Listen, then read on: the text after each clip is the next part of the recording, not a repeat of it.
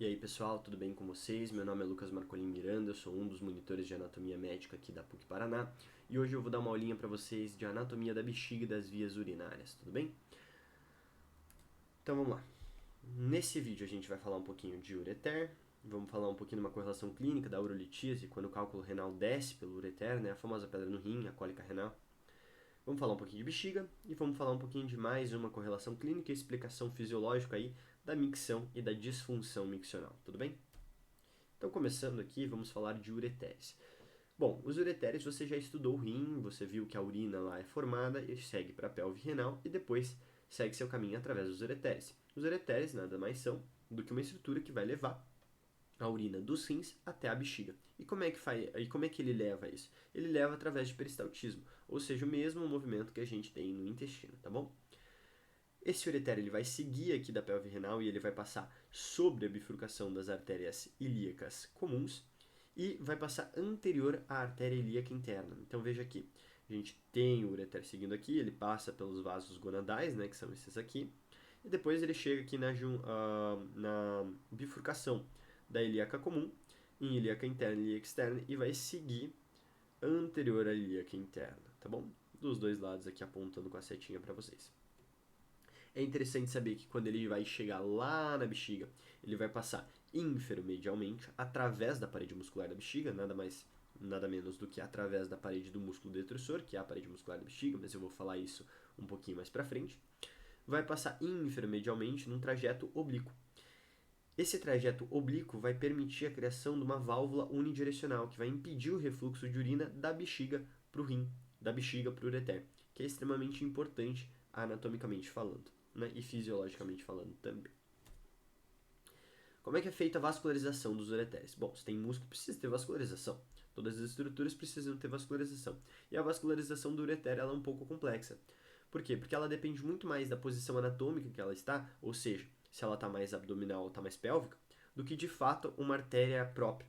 Então veja, ela vai ter uma irrigação arterial que deriva de alguns ramos das artérias renais, ramos da artéria gonadal, ramos da aorta, ramos da ilíaca comum e ramos da ilíaca interna. A porção pélvica do ureter, obviamente, vai ter principalmente seus ramos derivados das artérias ilíacas internas. E a drenagem venosa segue o mesmo trajeto, digamos assim, acompanha essas artérias e vão receber os mesmos nomes. Uma parte vai drenar para a artéria renal, outra parte para a gonadal, outra parte para ilíaca comum e, finalmente, a maior parte da porção pélvica do ureter para ilíaca interna, no caso. Tudo isso veia agora, certo? Drenagem venosa.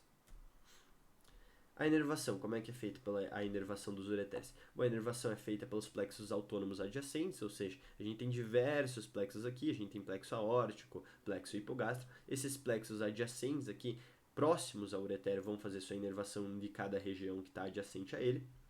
E é importante notar que os ureteres estão acima da linha da dor pélvica, ou seja, as dores referidas no ureter normalmente vão ir para o abdômen. Essas fibras vão seguir em direção retrógrada. Para quem? Para os gânglios sensitivos de nível T1, T11 a L1 ou L2, tá bom? Por isso que a famosa cólica renal dói naquele flanco lá que a gente está tão acostumado de saber, tá bom? Finalmente chegamos nela, cólica renal, urolitíase. Vou explicar um pouquinho sobre essa patologia aqui para vocês, fazendo uma correlação clínica anatômica, né? Basicamente, a urolitíase é quando algum cálculo renal acaba migrando da pelve renal e impactando no trajeto do ureter. Qual vai ser o quadro clínico do paciente? Vai ser uma dor intensa, forte, súbita. Normalmente, essa dor é lombar, refletida lá no flanco, né? E a manobra de Giordano, que é uma manobra semiológica, que vocês vão aprender na semiologia, pode estar positiva justamente por causa dessa dor intensa que a gente tem. Os cálculos, basicamente, eles podem impactar em qualquer trecho aqui, qualquer ponto do trajeto do ureter. Mas, mais comumente, eles impactam em 3 pontos, que são pontos que existem uma constrição anatômica do ureter. Quais são esses pontos? A junção uretero-pélvica, ou seja, justamente na saída do rim aqui com a pelve renal, uretero-pélvico. A passagem sobre os vasos ilíacos, perceba que o ureter passa por cima dos vasos ilíacos, como eu já mencionei anteriormente, essa pulsação da artéria aqui e por passar muito próximo a esses vasos ilíacos também cria um ponto de constrição. E por fim, a junção uretero-vesical, bem quando ele vai entrar aqui, atravessar a parede do destrussor, a parede do músculo detrusor da bexiga, existe também uma constrição anatômica, que é a junção urétero-vesical, também chamada de JUVE, sendo a junção urétero-pélvica chamada de JUPE. O famoso JUPE, JUVE e os vasos ilíacos, que são os 3 pontos onde pode haver uma constrição e impactação do cálculo no ureter. Bom, já que falamos um pouquinho de bexiga, vamos falar agora, propriamente dito, assim, falamos um pouco do detrusor, vamos falar propriamente dito da bexiga. O que é a bexiga, gente? A bexiga é uma víscera oca, que ela repousa sobre a pelve menor quando vazia, e ela pode expandir. Ela expande quando ela começa a ficar cheia até a pelve maior. E ela pode até chegar ao umbigo. Em algumas situações, com um bexigoma, por exemplo, onde o paciente não perde a capacidade de urinar, ele cria uma massa que normalmente é palpável no baixo ventre, na região do hipogastro.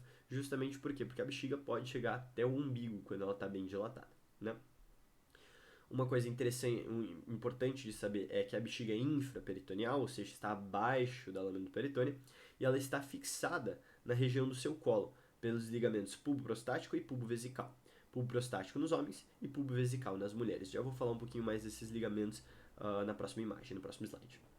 E a bexiga é dividida em algumas partes. Ela contém um ápice, que é a porção anterior, aqui o ápice, que tem o ligamento umbilical mediano, um fundo, que é a parte posterior, aqui atrás, um corpo que conecta essas duas partes, o ápice e o fundo, que é a parte superior, e um colo, que é a parte inferior, onde você vai ter logo onde você vai ter o ósseo interno da uretra, né? E a continuação aqui através da uretra, tá bom? Que é o colo e a porção inferior.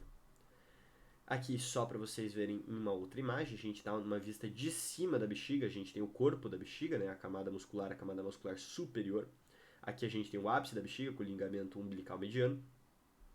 Aqui os ureteres entrando, que vão entrar inframedialmente de uma maneira oblíqua para criar aquela válvula unidirecional que eu expliquei no slide passado. E os ligamentos. Onde é que são os ligamentos? Bom, só para vocês se localizarem, aqui a púbia, onde fica a sínfise púbica, bem no centro da nossa pelve. E aqui a gente tem o ligamento pubo-vesical, no caso das mulheres, e o pubo-prostático, no caso dos homens, que também envolve a próstata, certo? Esses são os ligamentos que fixam o colo. Aqui uma outra imagem, um corte mediano, um corte sagital. A gente tem aqui a sínfise púbica, né? E temos o ligamento pubo-prostático, porque estamos falando de uma pelve masculina. Aqui a bexiga quando ela está vazia, e aqui uma representação da bexiga quando ela está cheia, tudo bem? Esse basicamente é o esqueminha daqui. E claro, a gente tem as estruturas que estão posterior à bexiga. No homem existe um espaço, certo? Que vai ter aqui sempre existe esse espaço, mas é um espaço que na frente a gente tem a bexiga e atrás a gente tem o reto, enquanto na mulher a gente vai ter a bexiga, um espaço, o útero e daí um espaço e o reto, tá bom? Então, o útero, ele vem aqui no meio entre o reto e a bexiga, no caso das mulheres. Ainda falando um pouquinho de bexiga, a parede da bexiga, qual que é a parede muscular da bexiga? A parede muscular é o músculo detrusor. Um músculo que ele tem bastante importância na função da micção, que eu vou explicar lá mais pra frente, tá? Esse músculo ele vai também contribuir através de algumas das fibras para a formação do músculo esfíncter interno da uretra, que lembrando que o músculo esfíncter interno é involuntário, interno e involuntário. E a bexiga também tem uma outra estrutura importante, que é o trígono da bexiga. Esse trígono é formado pelos ósseos dos ureteres, aqui representados, e a úvula da bexiga, que nada mais é do que uma proeminência, uma pequena elevação do trígono na região de quem? Na região do ósseo interno da uretra. Aqui a gente tem um trígono. Ureter, ósseo do ureter, outro ósseo do ureter, ósseo interno da uretra, que aqui a gente vai ter também a região da úvula, que é uma pequena elevação do trígono, e aqui a gente forma o trígono. Tudo bem? Aqui mais uma representação, agora uma bexiga feminina, né? Sem próstata aqui, uretra mais curta, uma pelve feminina, né? A gente tem o ósseo do ureter direito, o ósseo do ureter esquerdo, a região da úvula da bexiga e o trígono aqui formado, tá bom? Irrigação arterial. Irrigação arterial da bexiga, basicamente, ela vai derivar de duas principais artérias. As artérias vesicais superiores e as artérias vesicais inferiores. As artérias vesicais superiores, como o nome sugere, vai vascularizar a parte anterosuperior da bexiga, que é o ápice e o corpo. Enquanto as artérias vesicais inferiores, também ou chamadas de artérias vaginais, né, no caso substituídas pelas artérias vaginais no caso da mulher, vão vascularizar o fundo e o colo, que nada mais é do que a porção póstero-inferior da bexiga. Lembrando que é artéria vesical superior para todo mundo, artéria vesical inferior para o homem e as artérias vaginais para a mulher, que são equivalentes, digamos assim, às artérias vesicais inferiores, tá? A gente também tem uma contribuição através de pequenos ramos das artérias obturatória e da glútea inferior. E, basicamente, todas essas artérias, as principais, que são as vesicais superiores, as vesicais inferiores ou as vaginais nas mulheres, são ramos das artérias ilíacas internas, tá bom? Então aqui a gente consegue ver. A gente vê a artéria do ducto deferente, a artéria umbilical, a artéria vesical superior e a artéria vesical inferior aqui, claro. Como temos próstata, a gente está falando aqui de uma bexiga, de uma pelve masculina, tá bom? Drenagem venosa. Bom, drenagem venosa, o nome das veias vai corresponder ao das artérias, igualzinho lá no ureter, e vai formar um plexo venoso, que é o plexo venoso vesical. Esse plexo venoso vesical vai se comunicar com o plexo venoso prostático, no caso dos homens, ou com o plexo venoso uterino ou vaginal, no caso das mulheres, tá bom? E esses plexos venosos, eles vão drenar principalmente para as veias vesicais inferiores e, por fim, para as veias ilíacas internas. Ou seja, segue o mesmo ramo. Assim como as artérias derivam das artérias ilíacas internas, aqui, da artéria ilíaca interna, né, as veias vão derivar da veia ilíaca interna também. Esses plexos vão drenar para a veia ilíaca interna através das veias vesicais inferiores. Aqui é importante uma correlação anatômica. Apesar de principalmente drenar para a veia ilíaca interna, uma parte drena para as veias sacrais, que drenam para o plexo venoso vertebral interno, também chamado de plexo de Batson, tá? Esse plexo aqui, ele drena parte do sistema, o cérebro e o sistema nervoso central, né? O sistema nervoso central, medula e cérebro, medula e encéfalo, certo? E aqui é uma rota para metástases de cânceres que têm origem pélvica. Então, diversos cânceres com origem pélvica, por exemplo, câncer de próstata, pode fazer metástase para o sistema nervoso central, justamente por essa anatomia, porque uma parte da drenagem venosa drena para as veias sacrais, que drenam para esse plexo venoso vertebral interno, tá bom? Isso é interessante de se saber. Bom, agora chegamos a uma parte um pouco mais fisiológica, não tão anatômica, né? Que é a micção. A micção ela vai envolver diversos aspectos, incluindo a inervação da bexiga, né? Ela vai envolver sistema nervoso autônomo, nervos periféricos e sistema nervoso central. Algumas noções importantes. O lobo frontal ele vai realizar um estímulo para a liberação da urina, no sentido de que, embora você tenha a distensão do músculo detrusor e a vontade de urinar, é o lobo frontal que vai realizar o comando para inibir isso, e daí depois ele vai liberar e vai falar, não, agora realmente é o momento adequado para se urinar, e portanto ele libera, ele faz esse estímulo para você conseguir urinar, né? Por isso que tem gente, por exemplo, que está muito tensa, ou esse tipo de coisa, até por influência também do parasimpático, não vai conseguir urinar, ou esse também é o motivo do porquê que você consegue segurar a vontade de urinar. Essa vontade, essa habilidade de segurar, ela é adquirida com o tempo, tanto que lactentes, ou bebês, né, eles têm a micção reflexa, ou seja, você tem a distensão do detrusor e não tem a inibição do lobo frontal. Portanto, ele vai urinar quando tiver a distensão do detrusor, e por isso que os bebês precisam usar fralda. Depois eles adquirem essa capacidade do lobo frontal de inibir essa liberação da urina quando o momento não for, quando o momento for inoportuno, né? E existem outros arcos reflexos também que vão agir em resposta, claro, à distensão do músculo detrusor. Lesões nessas estruturas, ou seja, todo esse sistema aqui, arco reflexo, sistema nervoso central, sistema nervoso periférico dos nervos, pode causar disfunção miccional, alterações na micção, que são a ausência de controle sobre a micção, por exemplo, em casos de traumatismo raquimedular, pode haver uma perda da capacidade de inibir a liberação da urina, então a ausência do controle sobre a micção.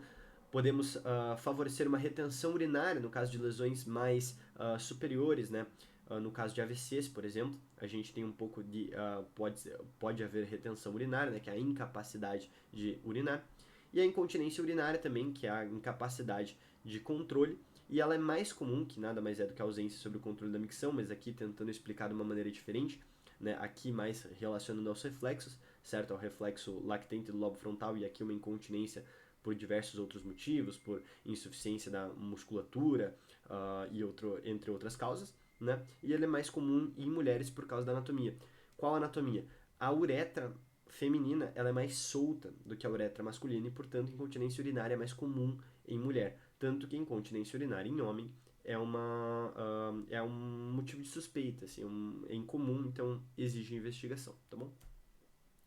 Aqui as fases, vocês não precisam saber disso, isso aqui é mais para uro, mas só para vocês terem uma noção, certo? O músculo está relaxado e o esfíncter da uretra está contraído. E assim você tem um armazenamento da urina. Quando chega o primeiro desejo de urinar, você tem uma bexiga cheia, ela distende o detrusor, a gente envia esses estímulos lá por todos esses arcos reflexos e todos esses mecanismos, e a gente começa a sentir a vontade de urinar. Depois, você tem uma necessidade de urinar quando a bexiga realmente está distendida, e você tem a contração do detrusor e o relaxamento do assoalho pélvico e do esfíncter da uretra para você conseguir para você conseguir urinar, né? Aqui só mais uma imagem da inervação, né? Veja que tem inervação parasimpática, inervação simpática e também inervação somática, né? Então, nervo hipogástrico, aqui simpático, ele vai inibir o detrusor e estimular o esfíncter da uretra. Consequentemente, ele impede a micção, enquanto o nervo parasimpático estimula a contração do detrusor e, portanto, favorece a micção, né? Enquanto a gente precisa ter uma inibição desse simpático para conseguir realmente realizar, urinar de maneira adequada. Aqui é interessante porque, por exemplo, a ejaculação também é governada pelo sistema simpático e, portanto, o sistema simpático, ao mesmo tempo que ele ejacula nos homens, né, ele vai contrair o esfíncter da uretra, né? Por quê? Para impedir que o sêmen vaze, que impedir que ele siga um caminho contrário, né? Para impedir que ele siga o seu caminho natural, que é seguir para a uretra e sair para fora. Para impedir que ele vá para a bexiga, existe essa contração também através do simpático. Então tudo faz sentido na fisiologia, né? Aqui mais uma imagem, né? A gente tem a distensão da bexiga, a gente vai ter a sensação através disso sendo mandado lá para a medula, a gente vai ter lá o centro pontino da micção, depois a substância cinzenta, os centros maiores lá no lobo frontal vão favorecer o estímulo para contração vesical e relaxamento uretral e para relaxamento uretral, né, da uretra, e consequentemente a habilidade de urinar, e você consegue realizar você consegue urinar, né? Todo esse sistema é complexo, vocês não precisam saber disso necessariamente agora, mas é interessante vocês já terem uma noção, tá bom? Referências, eu usei o Moore, o Netter e esse livro aqui de urologia, que é o Urologia Geral de Smith Tanago, também recomendado pela disciplina de urologia, pelo menos na minha matriz, e algumas imagens editadas pelo autor que estão disponíveis nesse link aqui, nesses hiperlinks aqui para vocês, tá bom? Um abraço e até a próxima. Tchau, tchau.